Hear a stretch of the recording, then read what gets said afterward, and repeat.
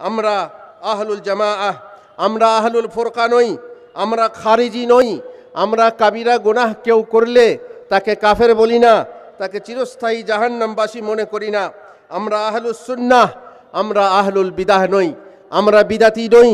আমরা দিনে বিদাত রচনা করি না, বিদাতকে সমর্থন করি না। শিরক আল্লাহ ছাড়া কেউ গায়েব জানার খবর কে জানে বলে বিশ্বাস করি না।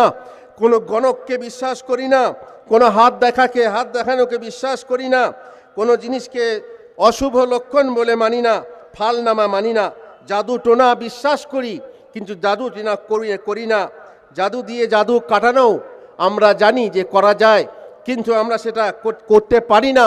বদ নজর বিশ্বাস করি, বদ নজরের চিকিৎসা আছে, আমরা তা করি। তাবিজ কবজ বিশ্বাস করি না, ঝাড়ফুঁকে বিশ্বাস করি। আল্লাহ ছাড়া অন্যকে বিপদে আপদে সাহস আমরা আহ্বান করি না। আমরা কোথাও গিয়ে আমরা মাথা নত করি না, কোথাও গিয়ে সিজদা করি না, কোনো জায়গায় গিয়ে কিয়াম করি না, বরকত তাবাররুক গ্রহণ করি না, কাউকে ওসিলা মানি না। কোরবানি বা জবে হোক কারো নামে করি না, আল্লাহ ছাড়া কারো নামে করি না। নজর মানত কারো নামে মানি না, আর কসম কারো নামে করি না আল্লাহ ছাড়া।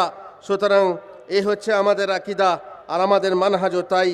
সুতরাং কেয়ামত আসবে, কেয়ামতের আগে যে আলামতগুলো আছে মোটামুটি যেমন বললাম যে ইমাম মাহদি আসবেন, দাজ্জাল, ঈসা, ইয়াজুজ মাজুজ আসবে, তারপর জন্তু দাব্বাতুল আরদ আসবে, তারপরে ধোঁয়া আসবে, পশ্চিম দিকে সূর্যোদয় হবে, আর 3টি ধস নামবে, শেষকালে আগুন এসে কেয়ামত